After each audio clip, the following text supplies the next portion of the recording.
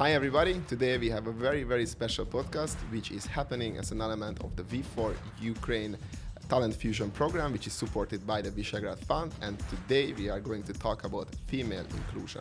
Stay tuned, let's start.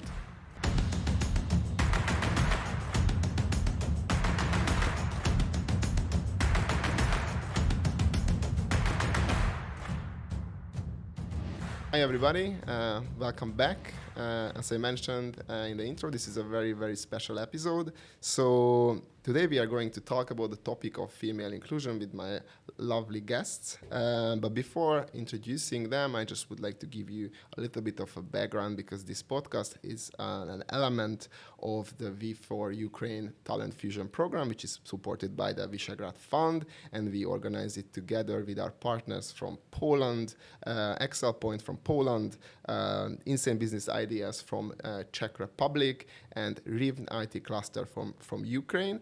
And actually, this is a very complex program. We have different elements. And the reason why we started to do it is because we really saw that, there's some, obviously there are some geopolitical tensions between the different countries in whole Europe and unfortunately outside as well. And the war brought new challenges, and we really wanted to address them with the power of innovation. So obviously one of the biggest problem here is the talent integration, and also somehow we need to address the challenges caused by the war, again, with innovative ideas. So we decided to address it in a way which is quite complex. So we really would like to set up good examples to follow, educate the market, and also give the chance to startups to shine. So the program itself has three elements. So the first one is called Tech Talent Superstar Events, which is a series of live events. It happened in Budapest, last week in Prague, and today in Poland, which is the 28th today, right? Very good. I didn't mess this up. So at the time of the recording. And we also have the Grow and Go masterclasses, 12 masterclasses about innovation. So if anyone wants to learn, that's a good place. It will be uploaded to the website as well, but you can still apply. And also we have an online pitch event, and I would encourage everyone to visit our website and apply for that. So today we are going to talk about the first event of the Tech Talent Superstars series, and basically it happened in Budapest, and it was focusing on female inclusion, as you could find out. And I had lovely guests there. Actually, we had full house, so the topic was really important for everybody, and it was really good to see. We had two panels, one with the startups and another one with the ecosystem builders, and everyone was female, even the moderator. And after that, we had reverse pitching from investors, which was very good. So people could learn a lot about the investment opportunities. And why we call it Tech Talent Superstars? I think it is important to mention, like in the 90s, if you remember, everyone wanted to be a hip-hop star. In the 2000s, everyone wanted to be a DJ. But now we really feel that, today everyone wants to be a startup or as a rock star. So we really wanted to give the chance for young talent to show what they can bring to the table, and therefore, actually elevating them on a kind of a superstar level. So that's it. And today I invited two participants from both panels. So I have Noemi here from the startup panel and Baiba from the ecosystem builders panel. And maybe we should start with some introduction. Noemi. So hi everyone, I'm Noemi. I'm a startup founder. We have a biotechnology startup which is dealing with light therapy methodology, and we are trying to develop medical devices. Brilliant, thank you very much. Baiba? Hi, thank you for having me. So my name is Baiba Rosenberg, and I am the head of startups at MBH Fintech Lab, which is an incubator that belongs to the second biggest bank of Hungary, called MBH Bank. Brilliant. So yeah, I think we have both sides represented, the ecosystem builder side and the startup side, which is really good, and that was the aim for the whole panel, for the whole event. And there's a reason why I created the two panels, just to explain myself. And I just want to say a few words as a kind of a disclaimer, because this is a sensitive topic, right? We all agree. And we didn't want to make a panel where we say the same things that everyone else have already said or repeating and so on and so forth. So we decided to think outside the box. But we also know that as this is a sensitive topic, it might trigger a few people. So please, please, please, if you have something to say, do it in the comment section. We really, really appreciate constructive criticism that can bring forward the whole movement and the whole attitude in the region. Or if you have something to say directly to us, you can also reach out to us via LinkedIn or emails, but please do it in a professional manner. So we really would like to assure everyone that we are super, super focused on equality, and not just around the gender topic, but also if you go to the project website, it is beyond that. We try to integrate talent from minority groups and so on. So yeah, this was a small disclaimer, and we can actually start with the first question. And I really would like to refer back to the panel, because Baiba, you brought some interesting statistics. What can you share? Maybe? Yes, I did. So those were two Yale researchers. So they created identical CVs with identical credits and education, and put on one's female names, on the other one's male names, and sent it out to, in those particular cases, to scientific researchers to hire the next people.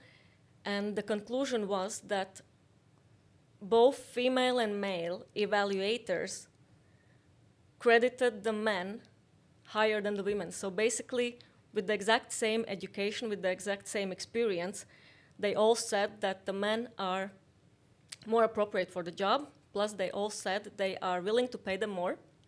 Also, women were willing to pay men more. I digged a bit further. So there is some newer research for software development where they did the same thing, sent it out to 1,865 companies, actually to startups. And now the situation is already a bit reversed. So the result was that 41% likelier women are going to get to the interview than the men with the same CVs. Wow. So that's a significant switch, because the first research was in 2012, and the last one is 2018 to 2020. Mm-hmm. As a startup founder who is looking for new people in your growing team, what do you think about this topic? Yeah, actually, I was surprised because I would think the opposite. I didn't really think that, perception of I don't know, employing female changed so much in those 6 years or some. So it's very surprising. There are also some other criteria. For example, it depends from the size of the company. So the bigger the company, the more likely are they going to hire a man. So for huge corporations, for a woman to land a job, the chances are significantly smaller. Same goes to how old the company is. So the younger the startup, more likely are they're going to hire a woman instead of a man. And another weird fact was, which I shared with you yesterday, that if female founders raise their first round for a female VC, which in Europe is probably, there are not that too many, but if that was the case, for them to raise the second round is almost impossible. So the bias is there. It has nothing to do with how successful the project was. It had nothing to do with how good the VC was, this female-led VC. But there were just too many female in the whole group for anyone to finance the next round. Yeah, that's very interesting, even though we know that actually female-led tech startups or startups and companies outperform male-led by 63%. Yeah. Dig that data too. So female-led tech startups and also Shark Tank financed female-led startups outperform male startups by 63%.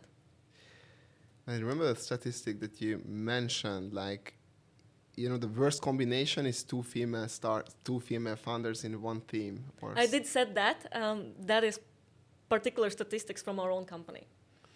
So technically it goes against the global statistics, but in our particular case, we have very good experiences with mixed teams. We have also very good experience with married teams, which might be weird, or you might consider it a risk factor, but we are on the market for a bit more than 7 years. So far, those are one of our best performing companies. But unfortunately, we have had complicated situations where we had to navigate a conflict between two female founders. So that's some other VCs you might have different experience. Oh, to be honest, we have the same problem with like male founders as well, because and I totally understand why married couples can perform well, because the team dynamics is working. And in some cases, startups, they just have an idea next to a beer, or let's build a startup. They start in, they spend a great deal of time. End of the day, situation and circumstances change, and here we are with a very bad team dynamics. And yeah, I mean, discrimination itself is like a very, how can I say, it's an intangible topic. And we talked about this one as well. Even with hard data, it's difficult to grasp what is causing it. Is it discrimination? Is it not? And I remember, and I really would like to ask your thoughts on that as well. Like, I remember it was in the startup panel. A few founders said like, oh, when I was younger, they didn't take me seriously. And even the startupper herself was very young now. And to be honest, I'm just past 30. And I remember like when I was younger, even today, if I'm dealing with older people, which is very common in the venture capital world and in the world of business in general, I'm not taken seriously either. But this is nothing to do. This has nothing to do with my gender. What do you think about it? Is it like how can we differentiate between perceived and real discrimination? What is, because you mentioned a few very good stories, and I really would like you to mention it here, like when it was a real case. Yeah, I think it's very hard to differentiate perceived and real disadvantage, because whenever they say something, you take it personal, and you feel that you are attacked personally.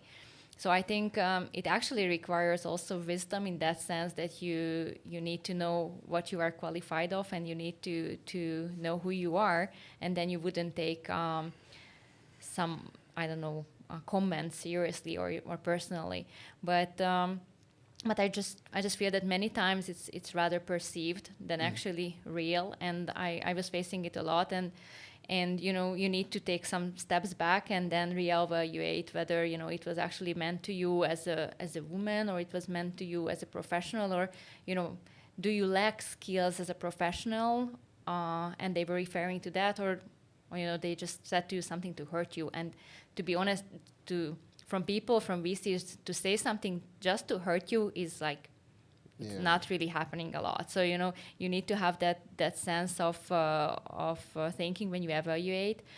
But on the spot, I think it's very hard to actually make a difference. Yeah. What do you think? I can talk from my personal experience, and for the reference, I come from the Baltics, and I did start relatively early, and initially. So people would never say, "Oh, you're a woman," that's not. But they would say that I might be too young for it. But it took 2 successful cases, and it's a very small country. So if you have some success stories, the information spreads very quickly. And after those, no one has ever questioned anything. So neither about my gender nor about my age. Basically, after the age of 23, no one has asked me anything. Regarding the perceiving, I think you see what you look for.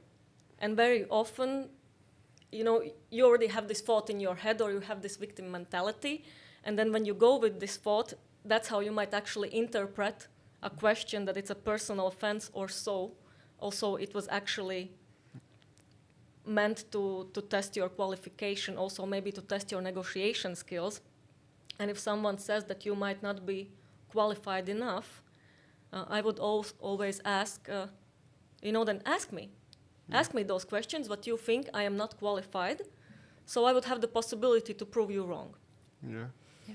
And it also depends from the way how you talk and the way how you present yourself. If you know that pink color is associated with children, don't wear pink to your pitch. It's because you already know how people tick, you know what are the expectations, prepare your speech and act like an adult. Yeah, but I also think it's very much actually regional. I spent 3 years of my life in Lithuania, so it's also the Baltics, and I can tell that, I was living there from 20 years old to 23 years old, and I was leading an NGO there, and I actually never met even a perceived discrimination or a perceived a way of talking to me. So I didn't even have the perception of being less because I'm young or being less because I'm a woman. So, and sometimes, even though I moved back here when I was 23, and I actually started doing startups when I was 29, and I met with some way of talking I could perceive or I could actually take seriously. And it was a very strange thing because being a startupper or leading an NGO, it's two different things and in two different actually industries. But still, no one ever mentioned or questioned my abilities in Lithuania. And here I even met these questions and met these comments, which if I would want to, I could take like offensively. But I was rather like, okay, maybe I would let it go, or I would just rethink. Let it slide. Yeah. So I think it's very much regional, and somehow people here in Hungary can phrase things or questions or say words or comments or give feedback in a way that if you would want to get hurt, you could get hurt from those. And I don't know why it never happened to me in Lithuania.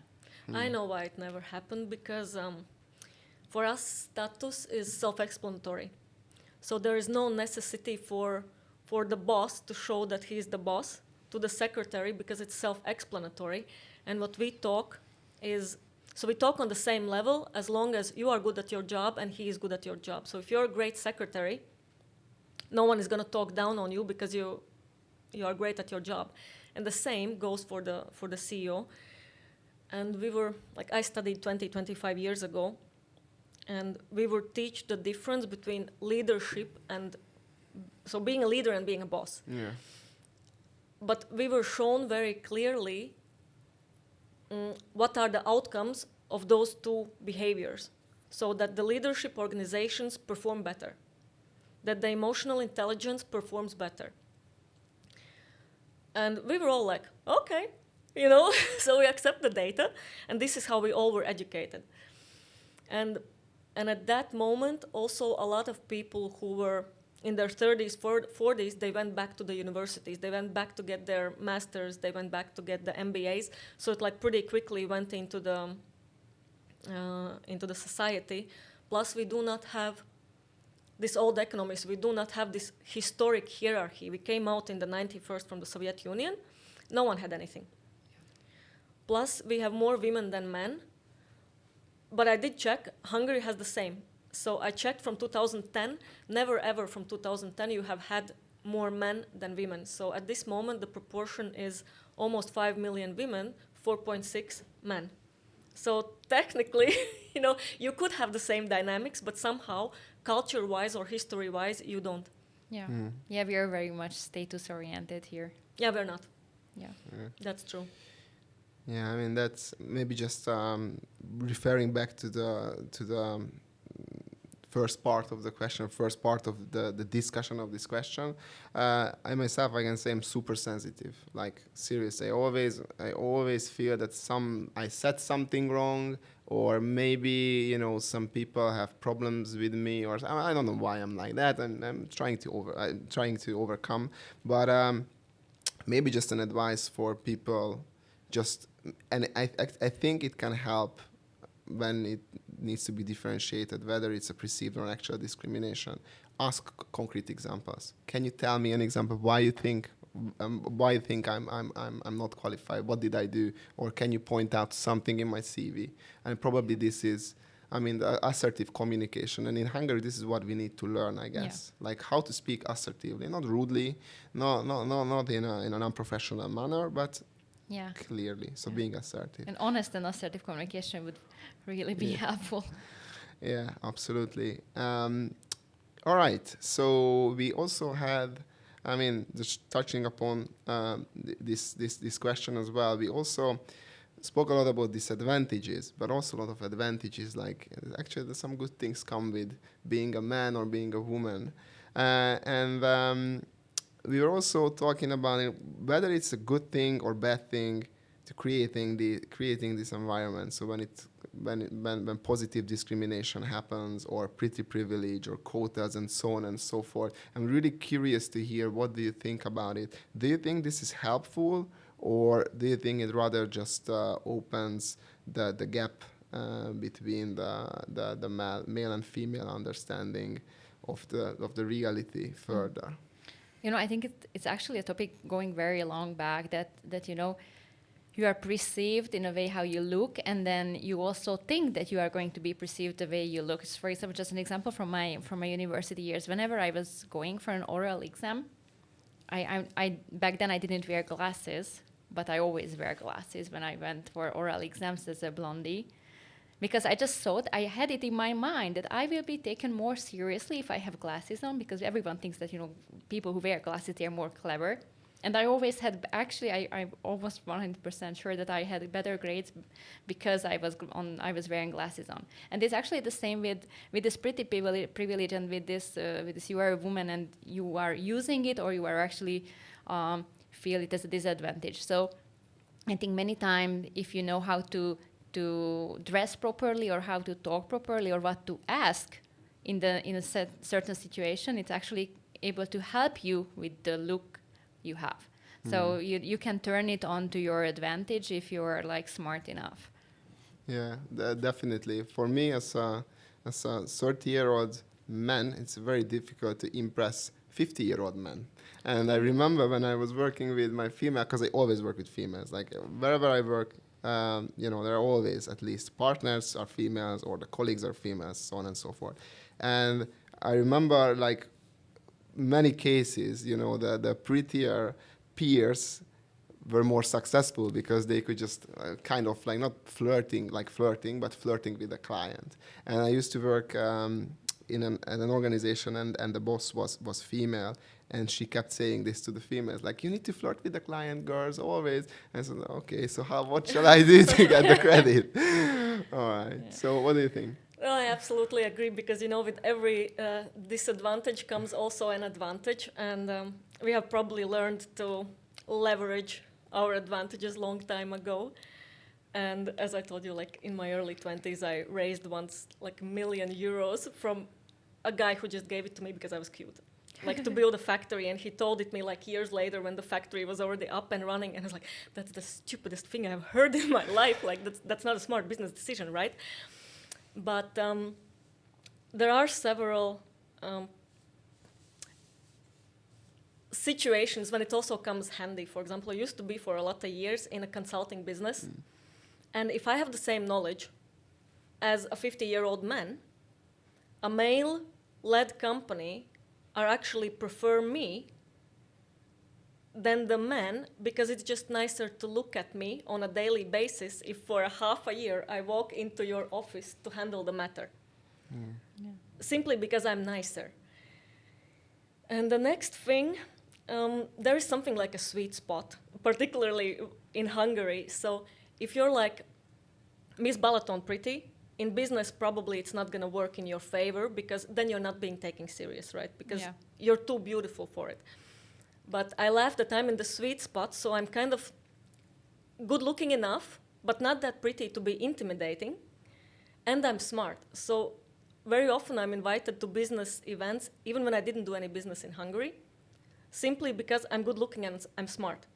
Mm. And if I would be only one of those things, I would have never been invited. Yeah. Interesting. Yeah, and sometimes it's not just how you look like, but I really like this female energy around me. So we have a new colleague, and so I know maybe this is something that I should say. You probably saw, you know, OUVC. We have at the moment only men. Although we tried to interview a lot of female, they just didn't want to take the job, and we are trying. So we have now a new employee. She will be introduced very soon. And I always ask her, like, do you want to move in my office? Because it's really nice to talk with a female. Although,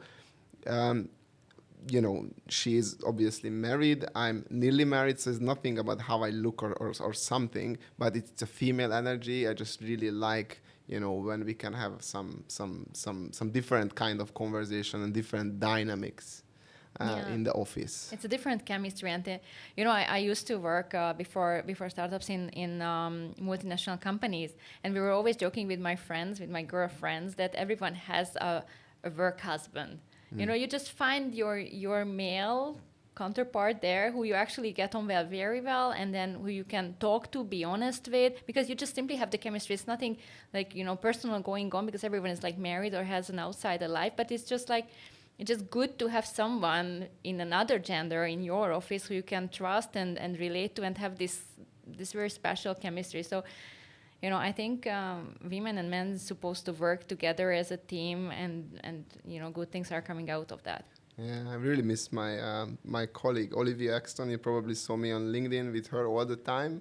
So it was my previous workplace, and we had so much fun. Like, seriously, I really miss those days. And but you were successful and effective together, right? As well, not just like fun, but you just managed to do the hard things in a fun way. Yeah, exactly. A lot of hard things. It was.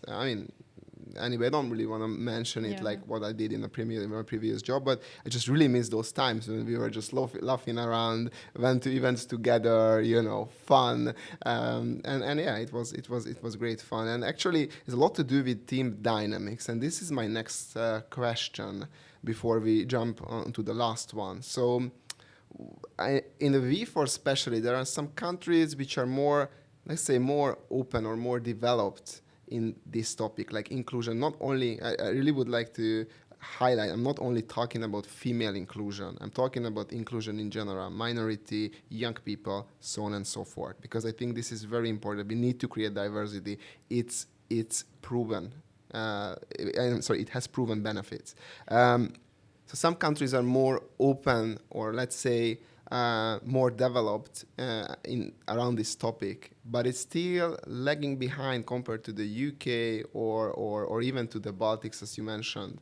And what do you think? What is causing that? So is it like, I was meditating a lot on this question, and is it like the leftover dynamics, or this very strong focus in like positioning? Still, you need to position yourself, because for me, working in Hungary is brand new, because I lived in the UK for 10 years. That's my first Hungarian job after a very long time.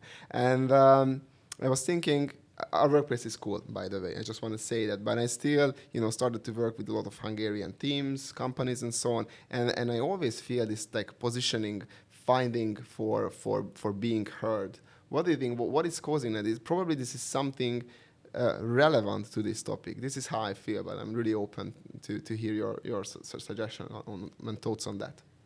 Do you want to take this one? I think it's supposed to have something with the historic basis that we are not really. And it's very hard for me to say, because as I mentioned, I was living in Lithuania, and we were talking about it before, that once you experience something totally different, it's very hard to go back. So for me, I very much feel in this kind of situation an outsider, that I don't understand what's going on and why is it going on, and what does it have to do with gender, with who you love or who you live with your skin color. So I just really don't get it, because I always see the good things and the specialties in people, and for me it doesn't matter. I could talk with a blindsided window, and I would still catch what is good and what is the best in that particular person I'm talking with. And I think that businesses and whatever, they must focus on that specialty that a person can bring in, and nothing else. So I really think that it has to do something with this historical thing, or dividing, or actually telling the people what is their job, or if you're a man or if you're a woman, or if you're like a kid or young. Many times to kids, because my kids they have some talents, and I just bring them to the extracurricular activities, and I still hear from even from my parents that they kids, you should let them play, because in their mind this is their job to play. But if they are interested in chemistry, if they are interested in biology, even in the age of 4, who says that they cannot go into camps and check, I don't know, astrophysics in wherever we bring them? So, I think in Hungary also, and in these kind of countries, we always need to have whose job is what. And I'm much more flexible in that. Yeah, it's interesting, and if I can add to that, and just a few comments on that. I was meditating a lot on this topic, and probably because I'm a new generation, lived a lot in a foreign country, in a Western country, and we had these conversations many times with my girlfriend about, say for instance, the pay gap. I cannot recall a time when actually my friends or my colleagues, but even in Hungary, when they said we shouldn't employ somebody because she's a girl or a young woman, or we shouldn't pay that much to her. And even when I was in decision-making position, I always, even if we had only one chance to get a pay rise, and so, we had a very small budget, I always allocated to my colleagues. Regardless, I am the boss and I am a man and I didn't care. Because this is what I felt as a good thing to do, because I really valued my colleagues, my employees in that sense. And to be honest, I think, obviously these things exist. This is what the data suggests and the research shows. But still see there is a light at the end of the tunnel, because, as I said, I cannot recall within my circles these kind of issues. But I think it's a lot to do with the fact how we grow up and how we raise our children. And what would your suggestion be for the next wave of innovators or ecosystem builders, but not only in the tech sector, but in general? How can we overcome these problems? For me, being a mom, it's very important. How do I raise my kids? What we talk about, how do I shush them, that, you are just a kid, we don't talk about this topic with you. So these things would never leave my mouth, because even though they are small and they are children, I take them seriously and I try to explain them all the time in their level. Or for example, there is no question which I just say that I will not answer. I answer all the questions. Even sometimes if I don't know the answer, I tell them, okay, I need to Google it. So, for me, that I never say to them no. I never leave them without an answer. I never tell them that you are small. You should not think about that.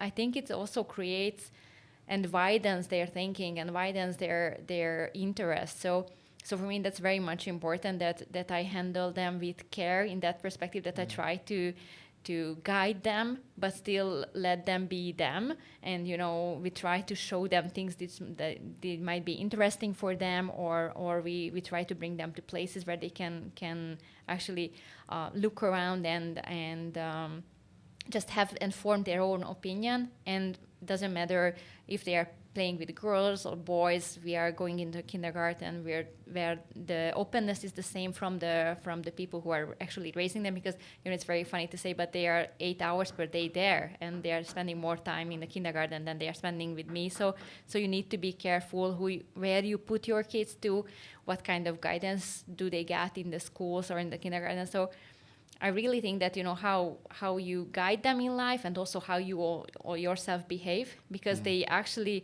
copy everything. Whatever you do, they would copy. So how you talk about your fellow partners or your friends or your colleagues, it actually sticks to them. So you need to be careful on that you not just say or talk, but you need to show example. And I think that can actually save up our next generation.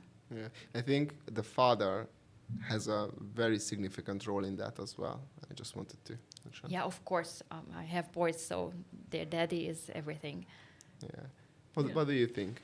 I cannot elaborate on the topic on how to raise children as I have none, but I think you should always start with yourself when you want to solve a problem, because, you know, besides going out there and trying to change the world, like first start with yourself, evaluate your own values, your own behaviors, and then also the society is going to change if everyone is going to pay attention to themselves.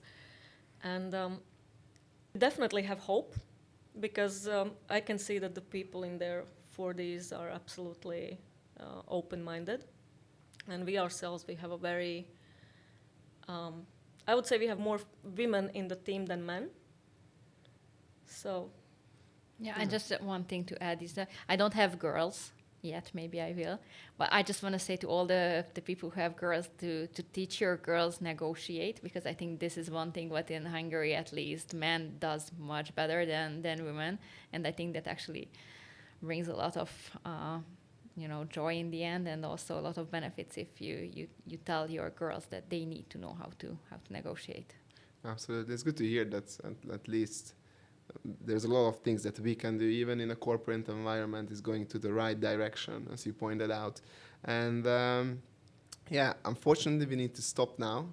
But I think we managed to discuss very openly and constructively a very serious topic. And I just want to say a huge thank you for both of you, and it was a really good conversation, I think. Thank you. Thank you for having us. All right. Thank you very much for tuning in, and let's see each other in the next episode. Thank you.